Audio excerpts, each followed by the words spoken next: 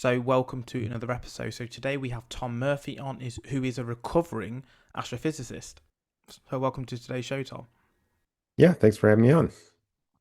So, it was interesting because I actually reached out to you to talk about astrophysics, and you'd actually recently written an article about how you've sort of had a, a character arc shift away from that. Do you want to explain exactly why that is?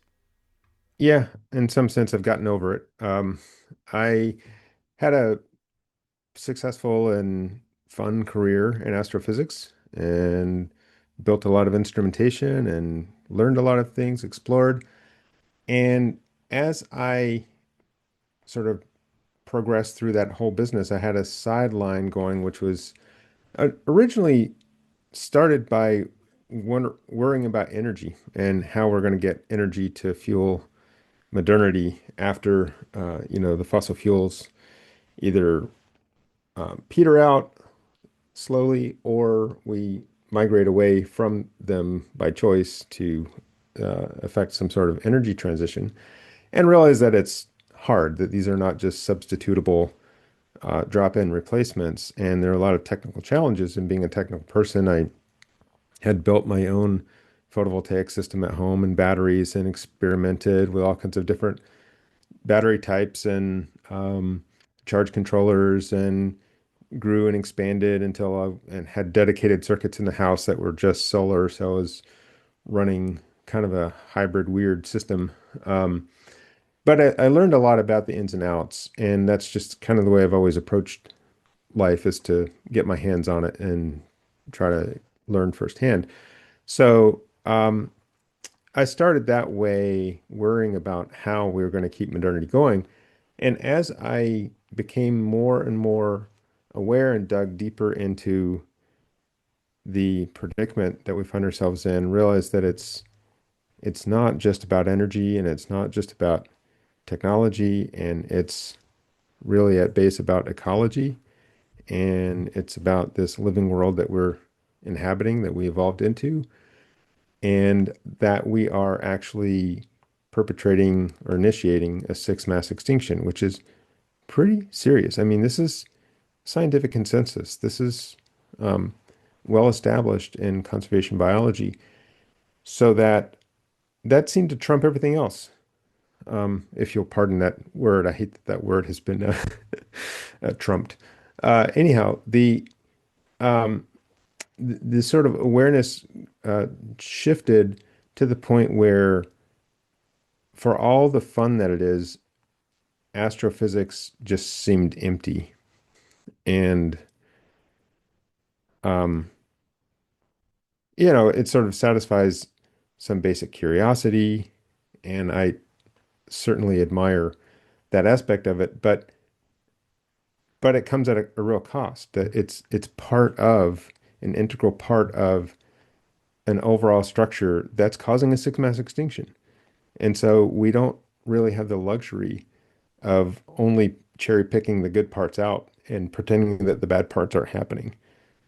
It's all of a piece. And so I just lost enthusiasm for a, personally gratifying uh, trajectory that was causing so much damage, or part of a system that was causing so much damage. So yeah, that's why I say I'm a recovering astrophysicist, because I don't even follow the news anymore. I don't look at the JWST images. I don't look at the Vera Rubin stuff. I mean, I was connected to all of that for so long. Um, but I mean, I still have an admiration and appreciation for the natural universe. And in fact, was just out sleeping under the stars the last few nights. And it's really great to be able to wake up, open my eyes, see the sky, basically know what time it is. It's a clock. And I have this kind of long relationship with that uh, visible, tangible, experiential universe, and I'll never lose that uh, bit of awe. But I don't think that the kind of scientific pursuit of astrophysics is any longer my cup of tea. it's a weird one, isn't it? Because I think there's kind of this paradox that humans are the most cognitively advanced, yet we are the one species really that don't live in full alignment with the sort of environment around us, the nature. We are destructive. I think it was the first no, was it the second or third? I think it was the second Matrix where he met the architect, and the Hmm. architect said to him, "Oh yeah, humans are a virus." And if we look at the pursuit of goals in particular areas, whether it's becoming more efficient at this or becoming more efficient at that, we do tend to leave damage, whether it's trash or, you know, nuclear waste somewhere, whereas other animals don't seem to do that. Yeah, you're right. And keep in mind that our view of who humans are is highly biased and skewed by a very recent and brief episode. Even the last 10,000 years since agriculture started is very brief in the overall trajectory of humans on the planet. So that humans are animals, and for most of our existence, lived in ways that were not, dramatically different from other animals, being ecologically rooted, knowing quite well all the relationships that they depended upon and played parts in interactively. Um, you know, were they the same as every other animal? No, but no animal is the same as every other animal. And we uh, do have some exceptional qualities. Um, Cognitive qualities are among them.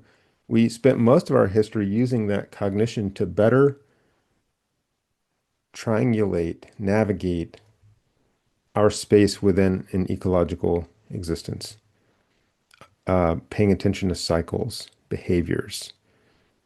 It helped us learn to track and to hunt and to be successful.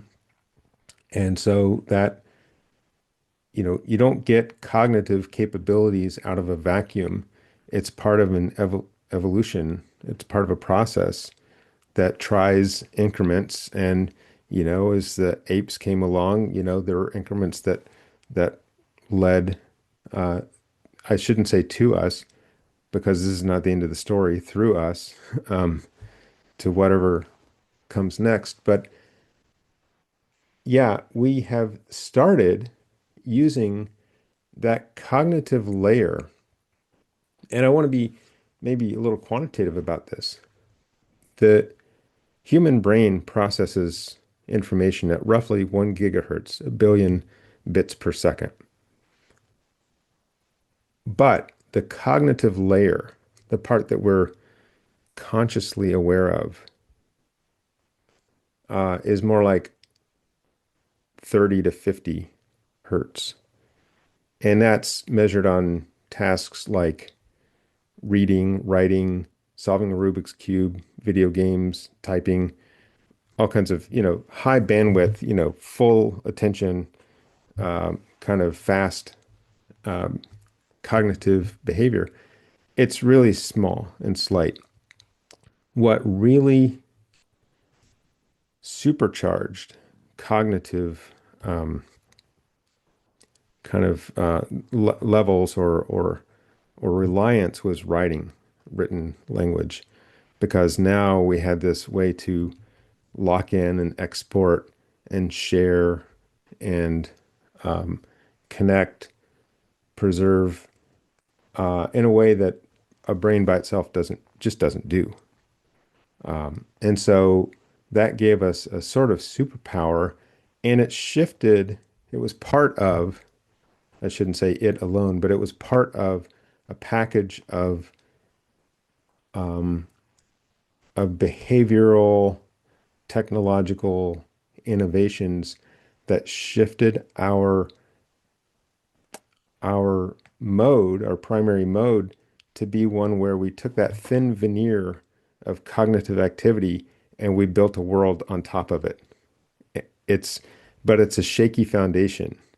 The things that we come up with in our heads are not necessarily ecologically sound or rooted. They're just ideas. Hey, look what I can do, little stunts, and have no deep time history, no deep time future. Um, and and so we're kind of living in this fantasy pretend world that we create in our heads, and we're seeing that it makes a six mass extinction. So we're seeing that it is necessarily a temporary mode. It's not a sustainable mode. So this cognitive focus, I'm afraid, is not really where it's at in the long term. Well, you're right. We're kind of like robots. We have so much going on, but we don't really notice. Our brain is computing all of these different things. Cars moving. We're walking across the road. We're sort of not. We're taking in all of this information, but it's getting filtered out in a way that, as you said about the hertz, we're sort of unaware of that. And the way that we've got to disguise, I suppose, and one of the questions I was just about to ask, based on what you said, is if you think about the Sorites paradox, at what point is 1 grain of sand to 2 grains of sand to 3 grains of sand, at what point is that a mound of sand, essentially? Do you think that then, coming from this sort of ecological standpoint of humans to where we are now, do you think then writing was that point of moving away from that more sustainable living? Because now we've got ideas from Albert Einstein or whoever else that we can then dissect and build on. And yes, whatever comes from that, as you said, might not be in the best interest of the collective, but only the best interest of this one endeavor to progress down this path and see what's at the end of the line.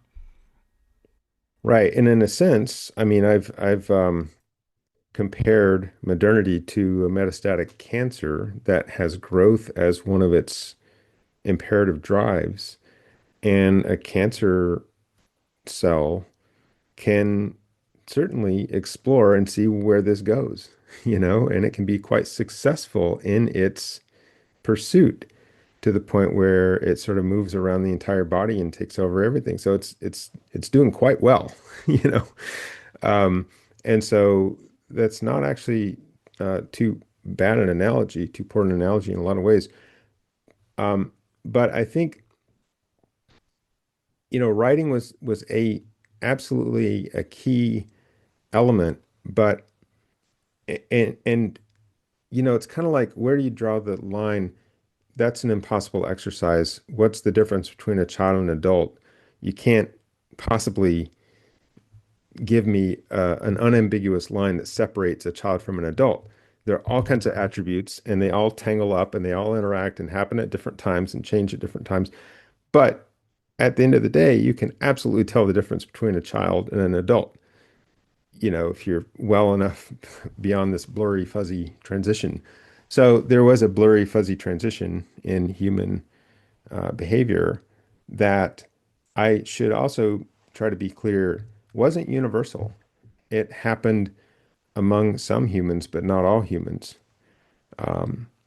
And some humans stayed in their traditional foraging, hunter-gathering modes and did not adopt, even when exposed to, tried to resist, generally unsuccessfully, the modes of modernity. So the point is that writing was a critical piece of that transition, just like you could point to, say, puberty as one of the key defining transitions, but it's not the only one from a child to an adult. I think another important one was agriculture, where we started manipulating what grows, what doesn't grow, what we kill, what are pests, what are weeds, confining animals, so that they were no longer part of an ecology. They were sort of imprisoned, in a sense, away from the world that they had come into the world knowing. It Once you start doing agriculture, you have surplus. Um, because if you're in control of what grows and when, you tend to be conservative and grow more than you know you need. That actually is a positive feedback growth condition, so that, well, you have surplus, you can afford more babies, for instance. But you also get a lot of possessions, you get settlements. You now are no longer as nomadic because you don't depend on a land and animal base that's on the move. You can settle down. You have possessions, and so you need a way to sort of pass on those possessions. So you get patriarchy, you get hierarchies, you get division of labor. A lot of things accompanied that transition. That was huge. But I don't want to say that that was the sharp line necessarily, even though it was another major shift, because there were complex hunter-gatherer societies for the last, 30, 40,000 years that started cropping up that had some of these elements of hierarchy. And usually that had to do with surplus also, with areas where they could, basically have this abundance. And then one person or group of people could exercise control over that abundance. Um, the immediate return hunter-gatherers steered clear of that, who lived more moment to moment, day to day, taking care of needs as they came up, successfully so. But anyhow, it's a long, slow, blurry transition, and yet, here we are. So when you compare modernity to, say, a hunter-gatherer lifestyle, it's heaps different. It's not hard to identify the differences. It's hard to identify a bright, sharp, clear line where one transitions to the other because it doesn't work like that. It takes tens of thousands of years, in fact, uh, or it did take tens of of years for that to really fully transpire. Do you think these things are inevitable though? Because obviously we're talking about the repercussions of this inherent growth, whether it's agriculture, which inevitably leads to things like supermarkets, or the wheel that will inevitably lead to things like cars, for example, and using that as transporting people as opposed to things, or whether it was the telephone, Graham Bell, and inevitably that would become even more um, refined in respect to a mobile phone, which then inevitably will go to, oh, well, let's add on different things. Rather than having a camera and a phone separate, you now have that merged together. Again, a computer merged in. Do you think these things are inevitable? And if so, where do you see our inevitable future? Is that space? Is that AI? Is that merging with technology in some way? Yeah, that's a great question, and it's one that obviously we can't fully answer, but again, we're only using our thin cognitive layers to try to understand something much vaster and more oppressive, which is the universe. What I can say from being a physicist is that we don't have any experimental reason to doubt that all the matter in the universe obeys laws, most of which we've deduced by being careful listeners. I should be clear that we're not, science doesn't make up the rules. Science listens carefully to what the universe is actually doing and deduces what those rules must be, and usually fights tooth and nail and doesn't like the rules, doesn't like relativity, doesn't like quantum mechanics, you know, major arguments, but the experiment is the final arbiter and says, no, look, here's what happens. And so from that basis, um, it brings up the question of determinism of if all the atoms are just doing what the only thing that they can do is the entire history of the universe inevitable. Now, let me make a distinction, which is that physics provides a lot of room for randomness and unpredictability. So quantum probabilities, but even just sensitive dependence on initial conditions, or in other words, chaos. Uh, so determined doesn't mean predictable at all. So no one could have predicted that we would be here with smartphones based on how the universe was, 10 million years ago before humans were around at all. Nobody could have predicted that. Nobody could have predicted, well, the Chicxulub impact that killed off the dinosaurs. Had that not happened, would we be here? You know, seems obviously like not in this present form, uh, or maybe delayed or something. We just don't know. We have no way of knowing.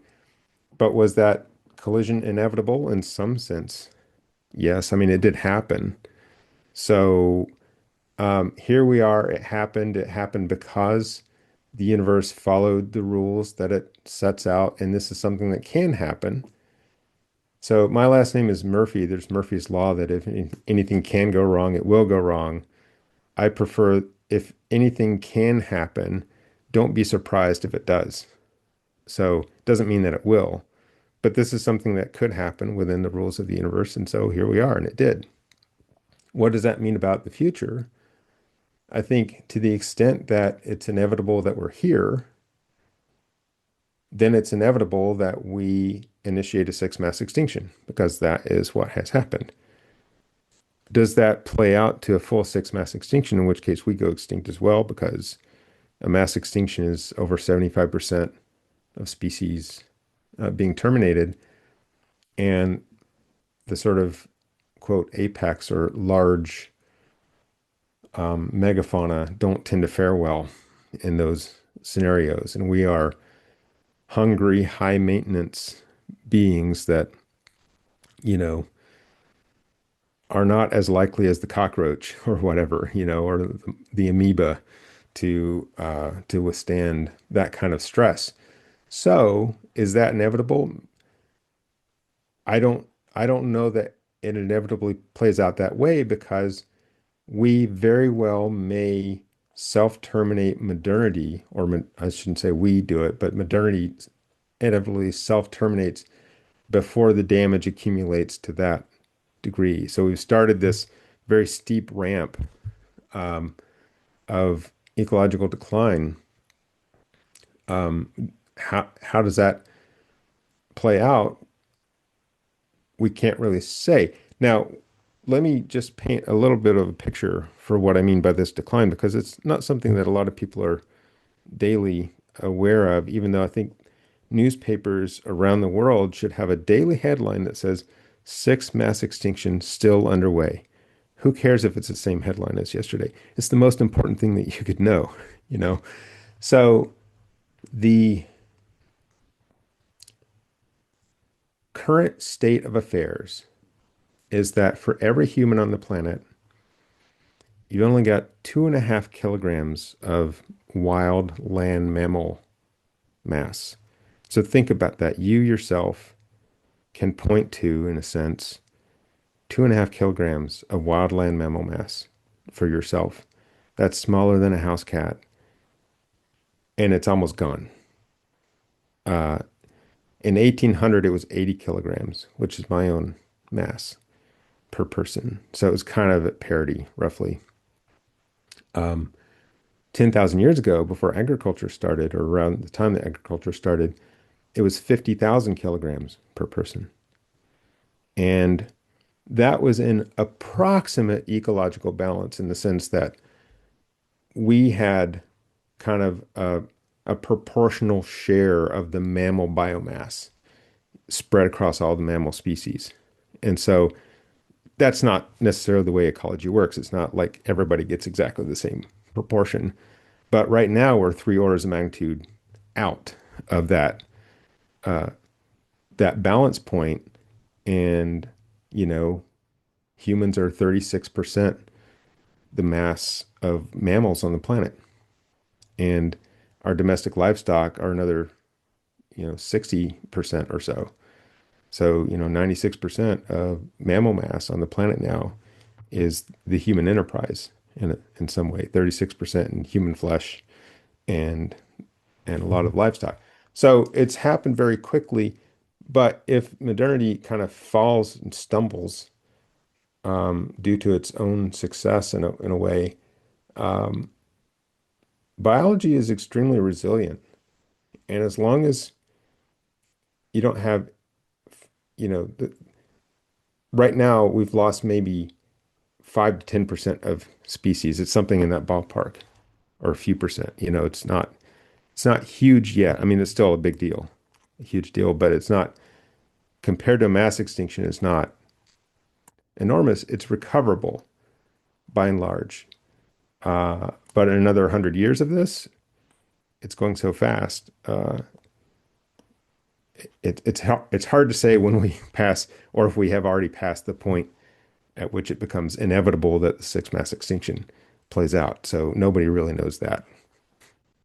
But if you think about, is it Laplace's billiard example where he says, look, if you put the billiard balls and set up the pool table, and you told me the mathematics of the bounce of the cushions, the weight of the balls, the exact power, the exact millimeter that you hit the front ball, I could predict where all of those balls landed on the pool table. Now you said there's no way of knowing that we could end up here. Is it just that we have a lack of understanding of the rules of the universe, as you said? Because, for example, a child, if they saw a tennis racket for the first time and a tennis ball, and they swung it, they would not know at that point what exactly was going to happen. Maybe they can make an educated guess, but unless you've seen it numerous times, you wouldn't really know that reaction. Which then leads me to, well, there's been extinctions before. Maybe this is part of that nature's process of sort of resetting and going again. Well, certainly, whatever happens is part of nature. And this modernity thing is something that nature can do. And so it has, and it may be a self-terminating catastrophic episode, but such things happen. Um, so, and just to touch on the Laplace idea that if you knew precisely every bit of information, you could predict what happens next, that very quickly. So when you're talking about, 15 or so balls on a table, that's a pretty simplified situation. But if you take air particles in a room that are bouncing off each other a lot like billiard balls, you've got some 10 to the 30 balls or something hitting each other, and tiny, tiny, tiny displacements cause the angles of bounce to be different so that it's impossible to really know the positions and velocities. And in fact, the uncertainty principle prevents you from knowing both at once to begin with. But you can't know it well enough to understand even 10 collisions out, which molecule, the one that you're tracking, for instance, is going to end up hitting because, yeah, the just the quantitative uh, challenge and the together with the uncertainty principle just prevents you from having that kind of predictable knowledge. And so, um, and we certainly can't do it with our heads, on a cognitive basis. But what we can do, and the reason we have brains at all, is to try to anticipate things that might happen and often bad things that might happen so that we can avoid those fates. And so the real question for me is, does that capability kick in at some point where we recognize, oh, this thing is really actually not going to work, and maybe we should peel back? Now, I actually don't think so. I don't think that's the way it happens. I think what happens is there are crumbling failures that might not be Hollywood style, but they're going to be generational, that leave us in a different place. So each newborn faces a different world and carries different values and doesn't listen to the elders and what they want to see happen, because that's how teenagers work. And so they're going to kind of use their own brains to assess the world that they find and adapt to it. And so I think we can find ourselves back to a more ecological lifestyle just because it's almost not a choice, that's the only way we will persist long term. Because if you're not integrated into ecology and causing a sixth mass extinction, you're not going to you're not going to last. So if we do pull through this, it will be because not because we had some monolithic universal recognition of the peril and outsmarted it. It's just going to be that our smarts will allow us to adapt as things change. It's so interesting that, from your background, and I think the word recovering sort of summarizes that to some extent. But for someone who's looked at the stars and been fascinated with space from a young age, to have more of a concern now about life on this planet, I think that's quite a unique thing, really. I would say, because for most people in the physics space, it's about, how can we go deeper into things, from the atom to the quark to, string theory, etc. Or how can we then, get off this planet and be a multi-planetary species, etc. Because you don't think that's going to be the case, do you?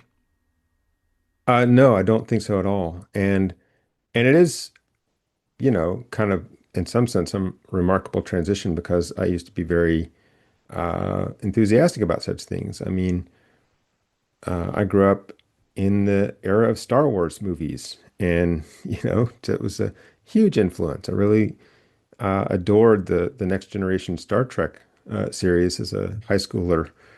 Um, and even as a young adult, when I was nearing the end of grad school, I contemplated being an astronaut. I thought that would be a really fun way to live my life.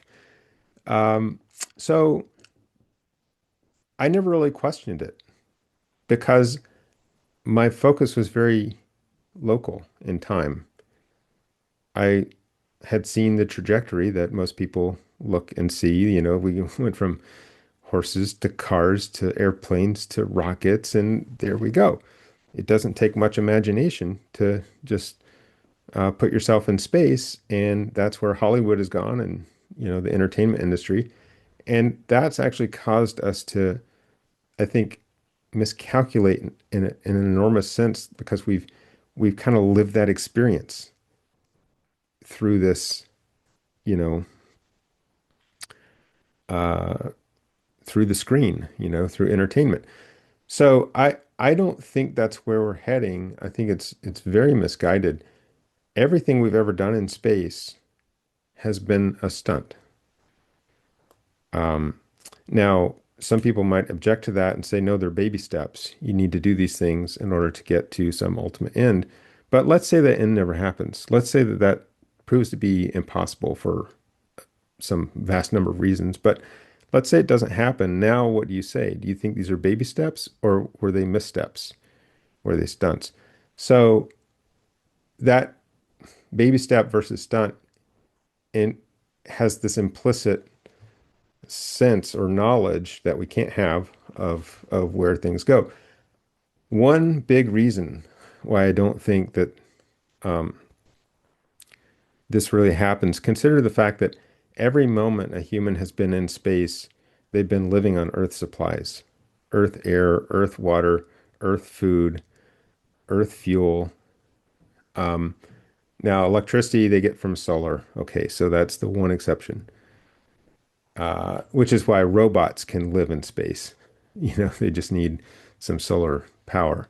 But no biological creature really can outside of its context in which it was evolved. We can't take a shrimp. There was this company called Ecosphere that they were putting shrimp and some algae and some bacteria into a little sealed container that would go for a few years, sometimes a decade. But the natural lifetime of this shrimp is 20 years in the wild, or if it's, modulo predation. So, you know, we actually shorten the life of this shrimp by trying to put it into this sealed ecosystem. And this is almost as simple as it gets. These are the cockroaches of the sea. If you tried it with an actual cockroach, you wouldn't even get years out of it. If you tried to make a little terrarium or something that was self-contained. I mean, when people have taken muddy sludge from the bottom of a, estuary or something and put that in a jar, all the multicellular life goes through a mass extinction, almost right away. And you're left with some single cellular life, but even that doesn't last for very long. Take something as complex as a human. There's no way that we survive in any sort of sense because we are part of an ecology and we're so ignorant we forget that. This cognitive layer is so thin that it doesn't extend deeply enough to understand ecology. It's beyond our pay grade, it's beyond our means. Yet here we are because we are biological beings evolved in an ecological context. And then we take this cognitive thing and spin out fantasies that have no biophysical support. Yeah, we all seem to think that, if we continue to do bad, or the Earth will die, but it will die before the Earth. The Earth will regenerate. All species will die, as you say, and it will be left with the sort of bare bones of it. But there are, these sorts of things are things that people have thought of, since they're kids. Like even the space thing, I've always thought from a young age, well, why are we spending money on rockets when there's problems back home, litter, and people are going starving, and the economic system, whatever.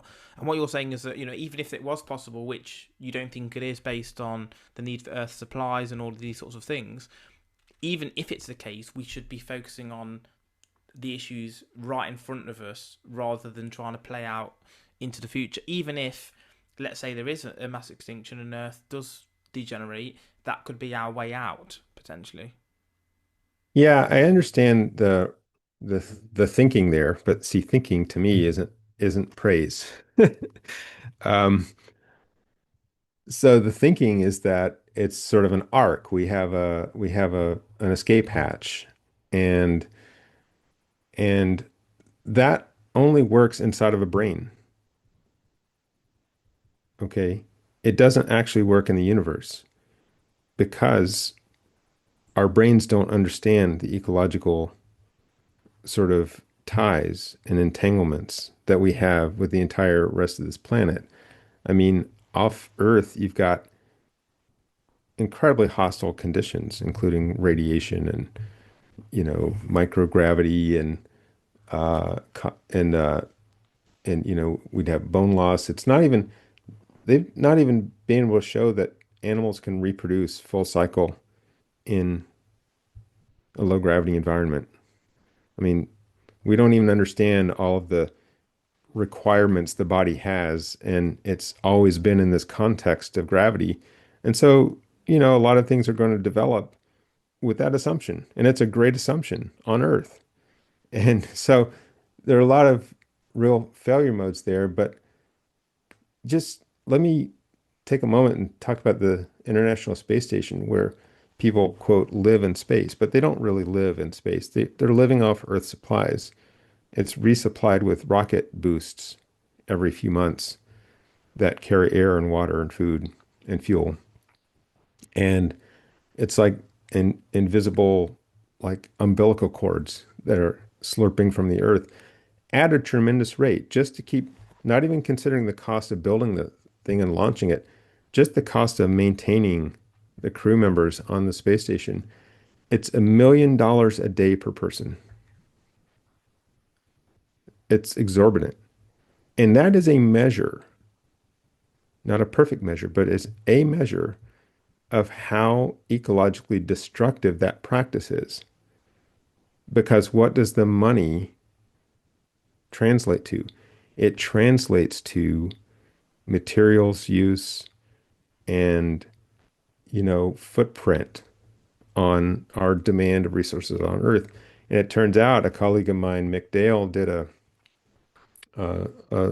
life cycle analysis study of space travel and concluded that every hour a person spends in space is equivalent to about 2,000 hours of the global average citizen's footprint. So it's scaling up, by this enormous factor, the destruction of Earth's environment. And for what? To what end? So there's no escape hatch. that's just imagination. That's just fantasy. I think that as well. I think, if your car's not in perfect nick, there's no point in trying to buy another one if you can't sustain the first one. And I think it's kind of a human issue, mentally speaking, is that we always think, oh, there must be something better out there. You've got a perfect planet that's got all of the resources you need: air, water, life, food, etc. And yet we want to, oh, I wonder if there's any better planets out there across the cosmos. And look, even if you play it out both ways, you say, oh, okay, either we're going to stay on Earth and we're never really going to get off the planet, in which case we should still make Earth better. Or on the flip side, let's say we do go and become multi-planetary species, and we go to other planets and stay there. Due to my understanding, anyway, which is obviously quite primitive, I suppose, time relativity, etc. By the time humans get to other planets and you re-meet, if they did come back, you're going to be different species anyway because of evolution, etc. So either way you think about it, Earth still needs to be something that's looked after, regardless of whether or not we do go to space and become multi-planetary, or we don't. Earth is the number one priority. Right, it certainly should be. And that is something that I think an astrophysics career has helped me understand is how rare and special our planet is and how vast and inhospitable and, lifeless to all appearances. Now, I don't believe that Earth is the only place life sprung up in the universe. I think that would be, quantitatively absurd, but it's rare. It's a very tiny fraction of the universe that gets this thing that we get. And I think, you know, to kind of connect the space fantasy and this idea that we could install ourselves in some other place, uh, connects back to one of the consequences, I think, of agriculture, where we pulled away from an ecological existence and started manipulating and controlling, separating ourselves from nature and feeling ourselves to be somehow apart and somehow in command of it, masters. Um, and that, is a very brief, will prove, I believe, to be a brief episode. But the psychology there, the sense that we're separate, um, is a fallacy. And so, but once you have that fallacy, you can install that module anywhere you want to think about. If you have severed all the contextual ties that make it all happen.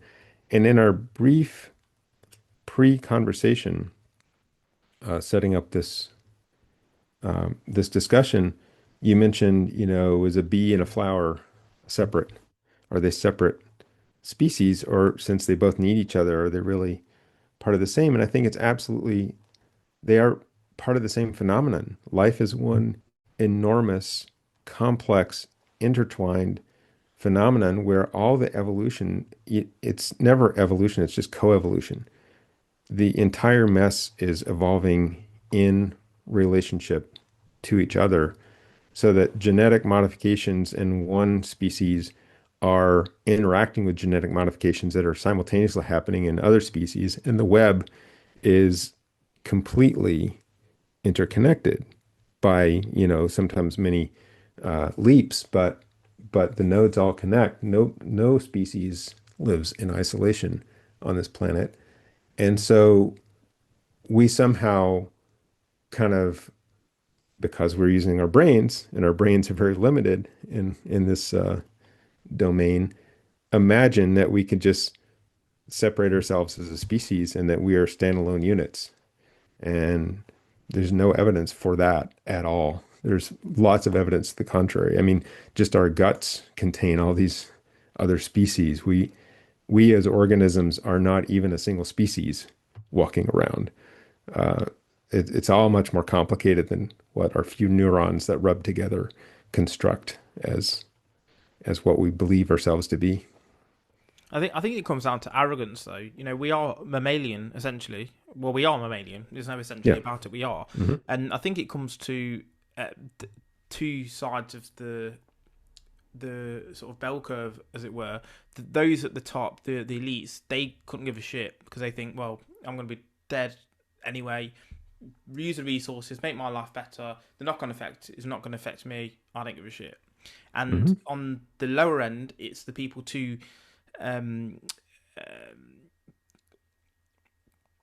imbecilic to understand that we are nature and we are responsible for it. Most people in the middle, most people are good people and they do understand, you need to look after your environment, don't litter on the ground. But I think it's sort of people at either end that and look, I'm not saying that they cause all the issues, but I think they are kind of key drivers. And then the other side of this is corporations, let's say, create packaging, right? Plastic packaging, and then the consumer is the one that's always blamed. And yes, I understand that we do live in a sort of consumer capitalist society, but if you control corporations and what impact they're having, it can control our behavior also to leave the world in a better place.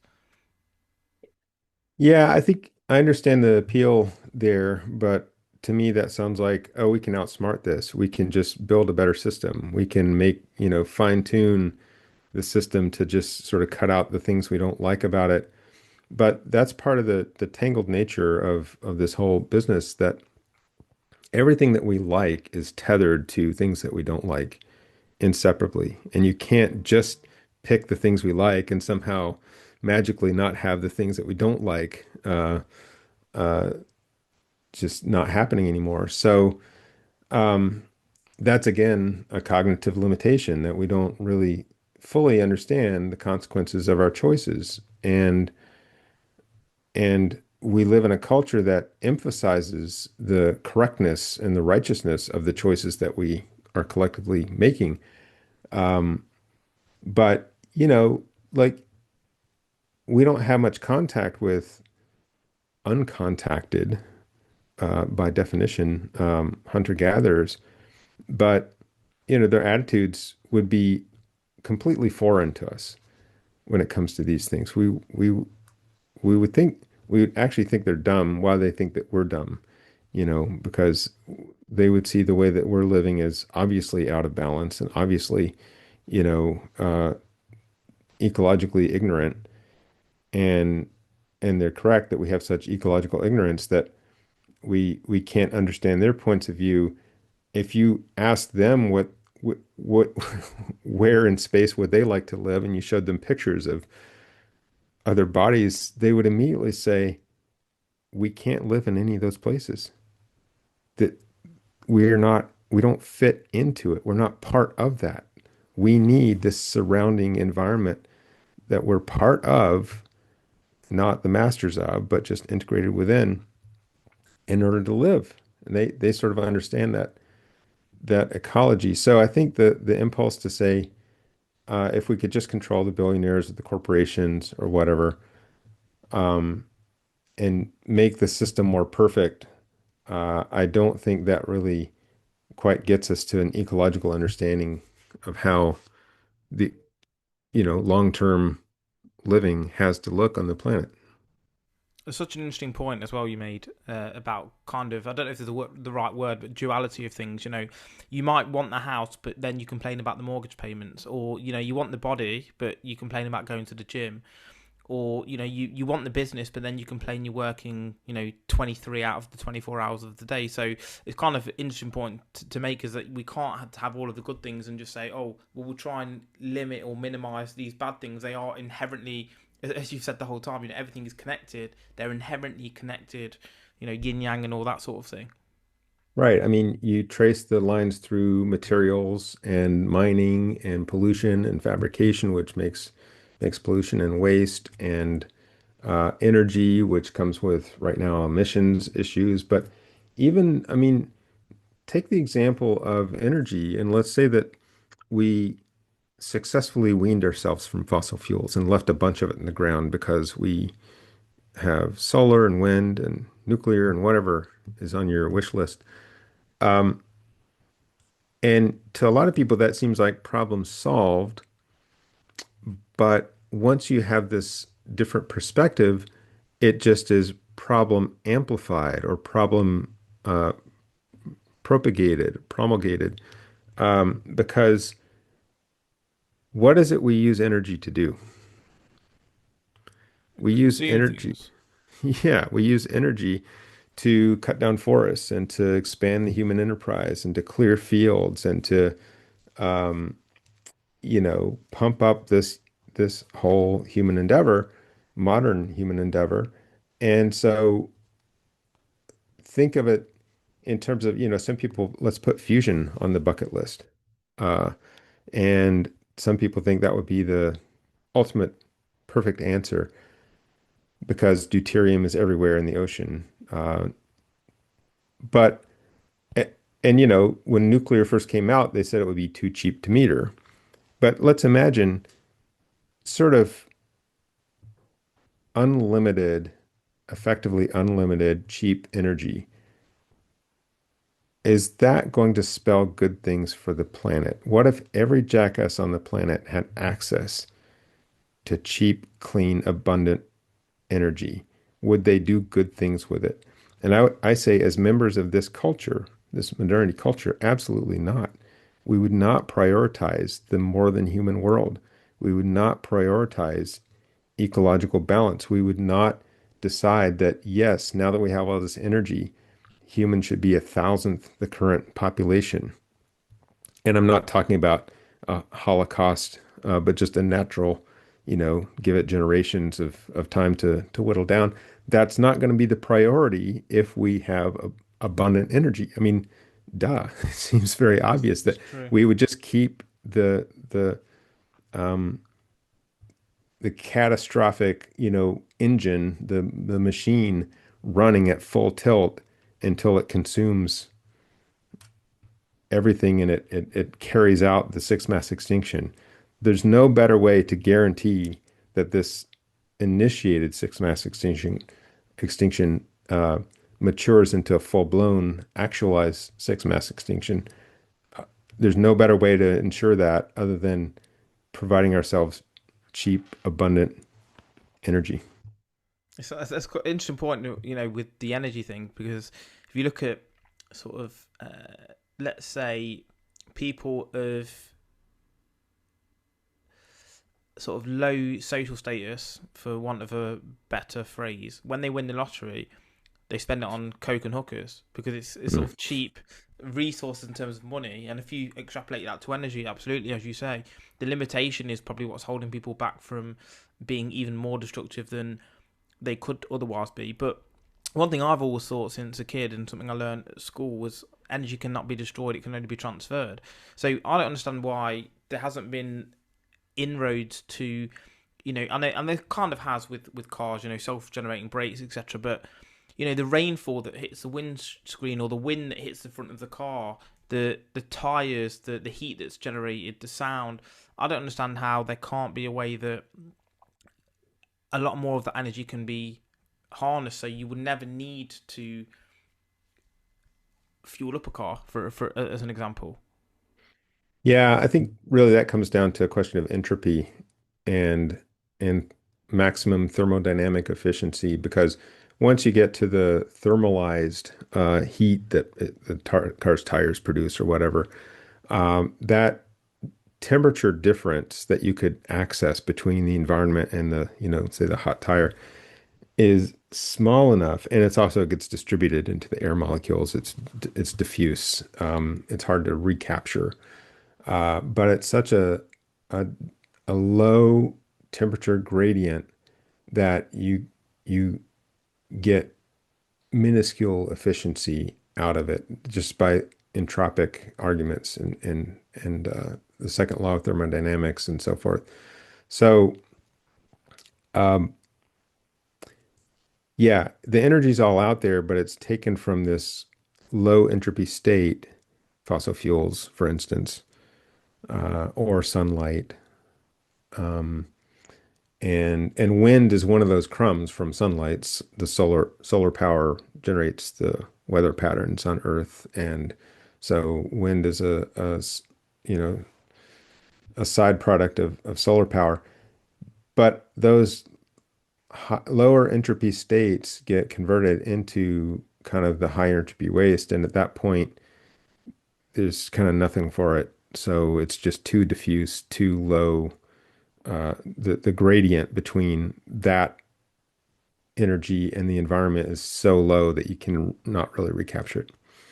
And so it's radiated to space. It nothing gets destroyed, you're right, but it radiates to space and then it's just gone. So yeah, so you basically lose small sort of aspects of it because it's such a small amount. Losing a small amount is minimizing even more. But I saw something quite funny actually recently. I don't know if it was actually if he meant this and if he actually thought this or it was said for views, but he thought that the wind turbines for global warming. Hmm. He thought they were cooling down the earth. Like they were actually fans that were cooling Oh, down the fans. earth. That's pretty funny. So I don't know if he said it, if he was actually that thick, or he genuinely believed that. Either way, stuff like that cracks me up. Yeah, that's good. So what would your sort of solution be then? Because obviously we've talked about the issues and what we think that isn't going to happen. Probably not going to go to space because of the hostile nature of it. I mean, look at the top of Mount Everest, for example. Even on this planet, Hmm. it's so inhospitable. People die at the top. You need oxygen tanks, etc. So yeah, to go Hmm. outside the atmosphere seems kind of crazy.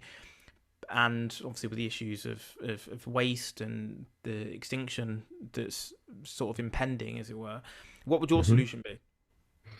Yeah, well, I will say first off that that's a good point about Mount Everest. I mean, every place that we explore is not a place that we build condominiums, right? And so the fact that we've explored and poked into space doesn't mean that we're going to live there, just like we don't live on the ocean floor. We don't live on Mount Everest. And so, yeah, that's a fallacious sort of association. But solution, I don't even like the term solution because it sort of doubles down on this idea that we can cognitively master this scenario and figure out our way into the right way to live. And so, and I don't like the framing of problem solution. I prefer predicament and response. So how might we respond to this predicament? And I guess my suggestion is to, I mean, A, know that whatever happens is just what's going to happen. We're not going to be in that much control of it. But to the extent that we can put our thumb on the scale, you know, to some degree, it would be to recognize the sort of emptiness that modernity represents, that all of the good perks that we enjoy are not actually long-term good perks because they make a six-mass extinction. And so if we don't want that to happen, we basically have to fall out of love with modernity and say, yeah, those are convenient, those are nice perks, but at such a cost. Um, it was never really a great idea. And you yourself don't need to change. I still live in a house. I'm talking to you over a computer. I don't think that's the right way to be, but I can't just in my own life revert or change or modify into an ecologically sound way of living without ending up in jail. I mean, there are laws against the kinds of things I would have to do, and there are property rights and all kinds of, there's this entire structure that is like prison bars, and I'm captive in this system. Um, and so, but I don't have to enjoy being a captive. And I don't have to believe it's the right way to live or the best way to live. And so, if we had enough people under that sort of, recognition, then as modernity crumbles, and it must, you're not going to get panic, you're going to get relief. You're going to get, okay, this has got to happen. I'm not going to fight tooth and nail to keep these unsustainable practices going. I'm going to let them go. Um, I'm not going to fight to preserve it. And what's most important is what the next generations make of all this. And so keep in mind, this is not personal change in behavior or modality as much as it is attitude toward those modalities. And those you can help transfer or at least validate younger generations who are asking, wait, why are we doing this? And if the adults are saying, yeah, we don't really have to, that really helps, to give them permission in a sense to try departing into new ways. And so that's really it. I don't have a prescription because that would be kind of stupid. Nobody's smart enough to make a prescription for how this thing plays out. I think the best we can do is manage our expectations and our attitudes and Yeah, our it's a difficult one, isn't allegiances. it? Because it kind of the way that you described that sort of reminded me of the city of Omelas, I think it's called, where there's a perfect city. It's like the beach. Have you ever seen the film The Beach by Leonardo DiCaprio? No. But anyway, so I'll go back to the city of Omelas. So essentially, it's this perfect world. Everything's perfect. Nothing is wrong. And then one day, let's say you're this individual in this thought experiment, you get shown this kid that's suffering in this cupboard. They're suffering and they're being whipped or whatever. And in order for this perfection out here, this child has to suffer. Hmm. And Hmm. it sounds like you've sort of come to a realization of that, is saying, well, actually, we've got this kind of, I know it's not perfect, but we can get what we want when we want it. We can order stuff off Amazon. We've got computers. We've got all these phones and whatever. But it's coming at this big cost that you can now see much more now than you did maybe when you were um in these physics books and working out equations and looking up at the stars and the moon. And I think you're saying that now you're seeing these issues a lot more clearly. That's making you want to come out of this system, the prison bars, as you said. But you can't see a solution because of the fact there is no escape. Because I say this to people all the time. They say, "Oh, I just want to, I want to get out of the system. I want to get my own farm." I was like, "But you do understand, to get the farm, you have to be in the system and do well in the system. And then even then, you've got this farm all paid off. How are you going to make money? You've got to trade your produce for something. You still have to be in the system because Hmm. it's such an intertwined system. There's no way out, unfortunately." That's, I think, correct. And in the present circumstance, the closest you can come are some of the most, uh, I guess, isolated tribal people of, say, the Amazon rainforest, who are fighting hard to preserve their much beloved traditional ways of life. I mean, these are not miserable people. We should realize they're happy with their ecological existence. Um, and they laugh and sing and tell stories, and they know how to live, but even there it's almost impossible to keep modernity out. It's very powerful. So those are the people who have the best chance of escaping, in a sense. And if modernity just disappeared overnight, they would be the ones who are in the best place uh, to continue living and staying happy and healthy. But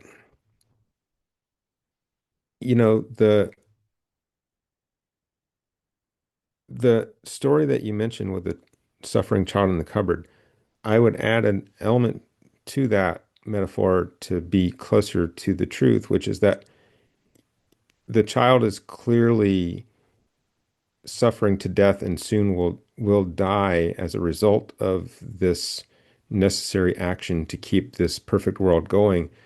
And when that child dies, this can't happen anyway. So you can't have success. If you keep flogging the child, it will die and your system will die.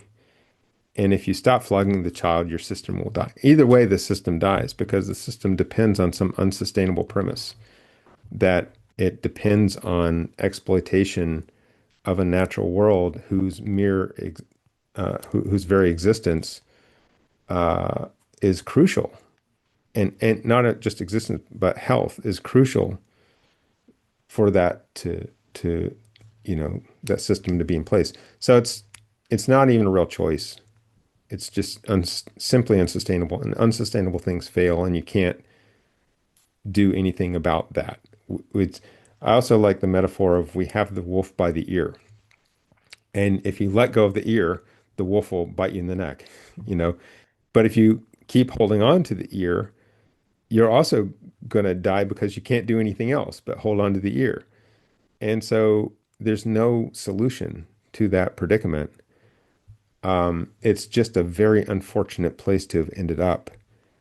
And so there's no way that you're going to have 8 billion people living ecologically on the planet because that's a, okay, so let me say it this way. You're not going to have 8 billion people living ecologically because the earth can't support it, but you also can't have 8 billion people living unecologically because the earth can't support that either. So this is that predicament where you don't get to choose how 8 billion people persist on the planet because long term, that's really just not an ecologically supported option. Yeah, there's so much to unpick there. For example, the dollar is or currencies are pegged to the dollar. It's like systemic risk, isn't it? Kind of like the kid, as you said.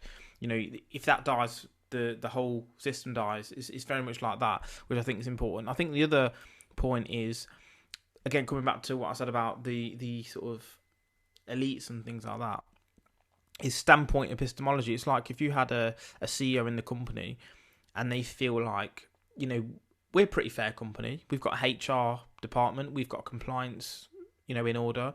We have, good interviewing processes. But only the employees can really see biases and what's been said and who's working hard.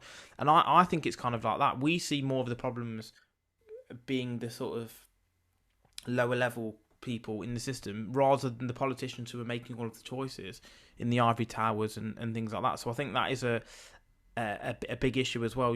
Politicians come from Eton, they've all seen the world as this fantastic, easy place. Whereas for other people who are, in the real world, shall we say, can see problems better than the people making the rules. Yeah, no, I think there's definitely something to that. Um, and one thing I guess one little tidbit I want to add because you mentioned Eaton and that brought to mind, the elites and the billionaires. And I just want to point out that were you to, um, and this is almost like your lottery winner scenario, if you were to take all the wealth of the billionaires and distribute it evenly into the world, um, what do you think is going to happen? There's going to be a huge uptick in spending for material goods, cars and houses and all kinds of material goods. And so that's ecologically disastrous. And so in some sense, the squirrels are happy that that money is just sitting there, not kinetic. Once you make it kinetic, that's when the damage happens. So that's one thing just to be aware of. That's I'm not true. saying that I love billionaires at all. That's true though, because you split the money up, it ends up back in the same pockets anyway. Yeah, yeah. And so it's sort of it's a wolf by the ear scenario. It just never should have happened, or it's unfortunate that it happened. But one other point to touch on in terms of, you asked what a solution is. In some sense, we don't need to do much of anything because here's how I think it might sort itself out. Because it's unsustainable, so it won't go forever. The question is, how does it fail? And how bad is that? How unpleasant is that failure? So, one thing that's actually happening in the world right now is 68% of countries, last time I did the numbers, are in, so 68% of people in the world are in countries whose total fertility rate is below replacement. And it's a global phenomenon, and there are lots of different reasons. It's not a single story issue. There are lots of different factors, but it's happening. And what that means is that there's a demographic delay, some inertia.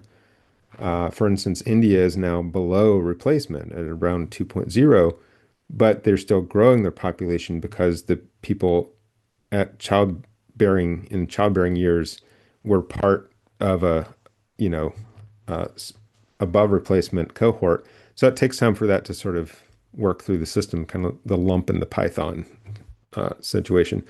But this seems to be the writing is on the wall, and there's nothing you can do to change it because in 20 years, you're not going to be, hey, we need more 20-year-olds and let's just fabricate them. It doesn't work like that. So that if they weren't born now, they're not going to be there later. So this is kind of a train that's already left the station. And what that means is global population decline starting, I think, earlier than most of the predictions because, the UN predictions, for instance, don't really model this phenomenon. They haven't modeled it, they haven't gotten it right, and their projections just keep correcting it back to where they think it ought to be, the fertility rate. And there's no evidence that it will do what their cognitive model imagines it will. So anyhow, what that spells to me is as global population starts to decline, and first in the most consumerist countries, right? The affluent countries are seeing this first, and that's the consumer base for the global economy. And once you have that demographic kind of decline, you're going to have contraction of markets and of, what does investment mean? You're not going to have a positive return because tomorrow is no longer bigger than today. Things are shrinking, schools are closing, workforce is shrinking. You've got an elderly cohort that's now, uh, tipping the balance and requiring a lot of support. Economies are going to hugely suffer, which I say good because economies wreck the planet. That's just the wrong approach to living on the planet. So they're going to suffer. Institutions are going to crumble. You're going to have supply chain disruptions. You're going to have it. It's going to be harder to get the things that we're used to. And so all we have to do is watch it and not complain and not say this is tragic and not say how do we get it back and not say we need to ramp up the birth rate and not say, uh, you know, we're losing our way. We should embrace this change, recognize that there will be pains in this process, but is that pain worse than a six mass extinction? Is what you got to keep asking yourself. And how could it be? So let it fail. It will fail, and we just need to just get out of its way. It's like Napoleon said, when your enemy's making a mistake, don't don't get in their way. Don't interrupt their mistake. So as modernity crumbles, we just have to have the wherewithal, the attitude to be like, all right, see you later. Nice knowing you, but I look forward to what happens when you're gone. 100%. I've looked at the sort of birth rates as well, and as you say, that obviously the Western world and those more quote unquote developed countries are going to see the wrath first. Obviously, African countries are having a positive birth rate, aren't they? Countries like Nigeria, That's etc. right. But I Hmm. think the biggest issue for me is yes, economic, economies and stuff will suffer, supply chains. But for me, the biggest one is infrastructure. Think of all of the houses that will just deteriorate, the Right. roofs that need looking after, etc. But Right. coming back to what you said, sort of throughout, nature takes it back. Nature will just erode these houses itself, and take it back to the raw materials. Even like Chernobyl, for example, there's Yeah. animals living around there that are living fine. It's the Yeah. humans that suffer because we are so ecologically sort of out of the balance of nature, as it were. Coming back to the bees and flowers example as well, everything's interlinked. We're so far Yeah. away from that that although we are deemed to be the strongest creature, we actually are the least physically capable in the actual environment of nature itself. Well, given the operating system that we've uploaded into our brains, yes, but we as biological beings are not at all incapable, as many humans throughout the long eons have shown, and a few today still do show. So it's just our worldviews that are kind of making us incapable in our culture that's making us incapable. I want to I want to plug the book Earth Abides, which is a 1949 novel that is hokey in a lot of ways. It's not a piece of great literature, but it has some really amazing lessons about how generations might adapt to a loss of modernity. And I just had a two-part conversation on a podcast called Human Nature Odyssey about Earth Abides. So you might look for that. But yeah, I think that Chernobyl is a great example of a place that has recovered and sprung back. And that's why I think that a sixth mass extinction need not really fully materialize if we get the boot off the throat of the living world soon enough. And it can recover and learn to breathe again. And we can learn to breathe with that um, recovering world and resume our role as part of nature, and not somehow delude ourselves into thinking we're apart from it. So, what are some of the key bits just before we sort of wrap things up or bring it to the end? What are some of those bits in that book that you mentioned that do you think are really interesting concepts? Well, so the main character that you're following throughout the book was a graduate student at the time of this, horrible, like catastrophic, almost instantaneous uh, catastrophe that, leaves him almost completely isolated. But a few people survive and then pull together and try to get things back on track. And his main goal is to get civilization going again. And he's very proud of how long the hydroelectric dams still keep the lights on, and gas keeps coming to his stove, and the water system continues to work because there's a reservoir, and the system just works for a long time. And he and there's a library nearby. This is basically set in the around the Berkeley campus in California.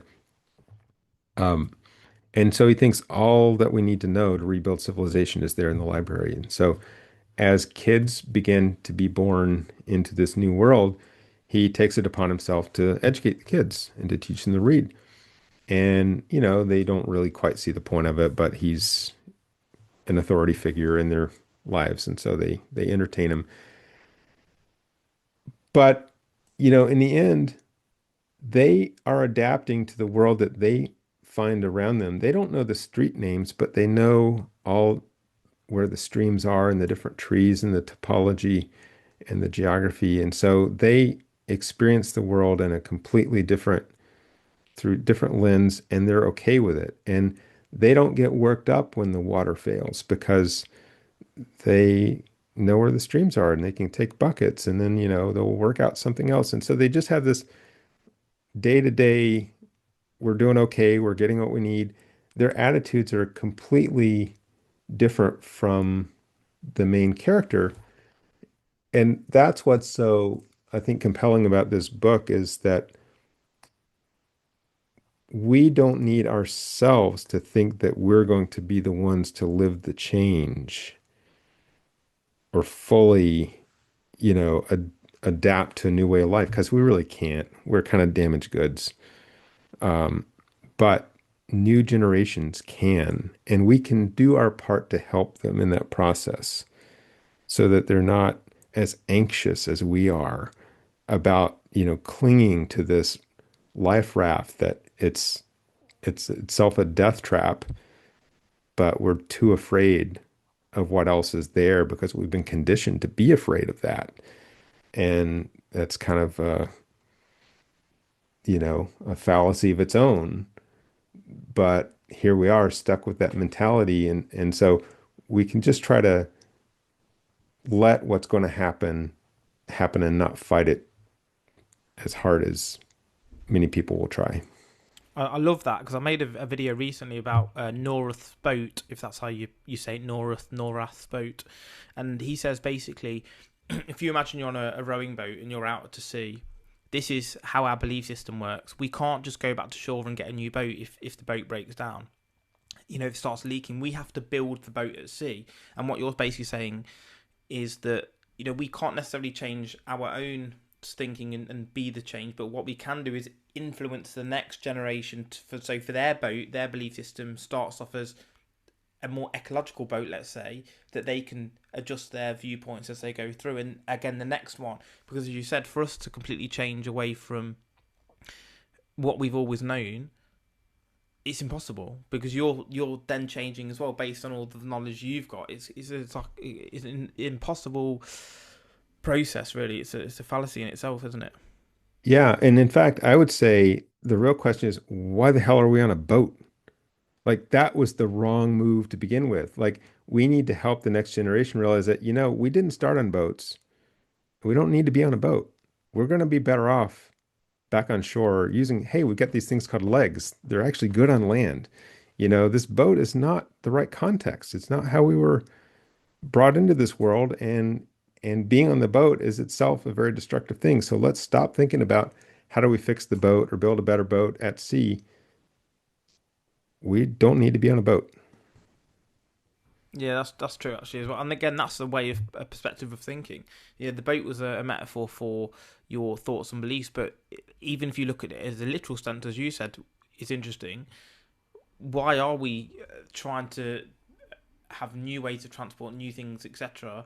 And it's one of the reasons I think that people are so fat nowadays. Obviously, diet and exercise. We're not exercising, which you would naturally do through hunting and moving to different locations based on weather and all these sorts of things. And now people are like vastly overweight. Yeah, and in fact, yeah, think about this is the thing that we don't like to think. This is not going to be a popular idea, but I think about chickadees for some reason. I think about they're adorable little creatures. I think in the UK they would be tits, various types of small birds, but they a reproducing age adult might have several seasons of clutches of 5 or 6 eggs per time, and if every one of those lived to reproductive age, it would be a catastrophic explosion and a nightmare of being overrun by chickadees. And so the ones who survive are very healthy because of selection. The healthy ones are selected to survive. I think humans worked in a very similar way that, infant mortality was high, which makes us really cringe. But do we want to eliminate infant mortality for every animal in the world? Because we're another animal. What does that do? How ecologically sustainable is that? And so it's a cost that we pay for being part of this world, but the result is basically Olympic athlete style level, healthy people. I mean, the encountered people who are living those traditional ways are extremely healthy in terms of their dental uh, hygiene, their muscle tone, their bone mass, they don't get sick very often. Their immune systems are in good shape. I mean, just um, extremely fit individuals who can outperform us, pasty modernity creatures without a second thought. So, you know, there is a road to being healthy, and the idea that um, the sanctity of human life to the exclusion of every other form of life is itself actually maladaptive. And it's a hard subject to talk about because, sometimes we know people who maybe would not have made it. And it's really hard to imagine, letting go of those people because we love those people. But there's a cost to that. It's a big one. 100%. We've all thought about this, haven't we? The short term ethical standpoint versus the long term ethical standpoint. Because the short term is to, if someone is suffering with having kids or whatever, you help them. If someone is Hmm. suffering with disease, you help them. The short Hmm. term ethical is to help someone, but the long term ethical is actually the inverse, because it actually degenerates the quality of humans over time. And I think It that does. is a real, natural selection, or sort of nature's eugenics, if you like, that we weed out bad genes that over time Right. is nature's way of growing. It's like dogs; they have so much in the litter because they know a few are probably going to die every time, and unfortunately that happens. Death, we have this horrible relationship with death. When it's to have life, you need death. Right. Coming back to full circle at the start, you can't have all this growth without the negative equal impact in reverse. So I think maybe the way that medicine has gone as well, this as you said, this progression. Maybe we've gone too far with medicine. That maybe these things, and again, this is a whole ethical, moral conversation, and I'm just Hmm. playing this out. Maybe that is the question. Should there be a cut-off point saying, yeah, for the long-term benefit, as nature does, is there a cut-off point between what we sort of fix and allow to stay in the gene pool long term? Yeah, and we are amazing biological creatures, totally amazing in so many ways. And how did we get to be this amazing? It was by exactly that relentless hard pressure on, does this work? Does it function? This process in the body, even as simple as how do your cell membranes form or whatever. I mean, just at the nitty-gritty level, all of those things that must happen are tuned because we were subject to uh, evolution. And now, dogs you brought up is a good example. When you let us um, manipulate the breeding cycle, you get poodles and Pomeranians and things that aren't possibly capable of survival. All our domestic animals, I think, are most of them are completely ecologically severed and caged to the point where they're not really viable anymore in a full ecological context, and they're unhealthy as a result. That is, we are in a sense the most unhealthy humans who have ever lived because we have pulled ourselves out of that feedback loop. But even that, we want pedigree because we think that we can manipulate dogs to be the same, when obviously naturally mixed breeds are healthier, of course. Hmm. French bulldogs, for example, that we've created, Hmm. they cannot reproduce naturally. They are every single one of them is artificial insemination. Mm. Nature is telling them die out, yet they're the It most sure popular. is. They're the most popular dogs in America. I think, might be Oh, wrong, I don't know. Well, I know that they have based trouble on recent breathing. stats. Sorry. I know they have trouble breathing. So, Yeah, they've got it's a really, brachycephalic. Yeah, they're brachycephalic yeah, as well, but they can't even reproduce naturally. So that's we've got crazy. this weird obsession with controlling things that nature's Yeah. trying to say. Look, if you can't even reproduce, then you know, unfortunately for you, it's not a way Yeah. forward as a species. Yeah, that's curtains. Yeah. So, is there anything finally that you want to say before we sort of tie this off? No, I think we covered a lot of ground. Put the world to rights and all Yeah, try that. to.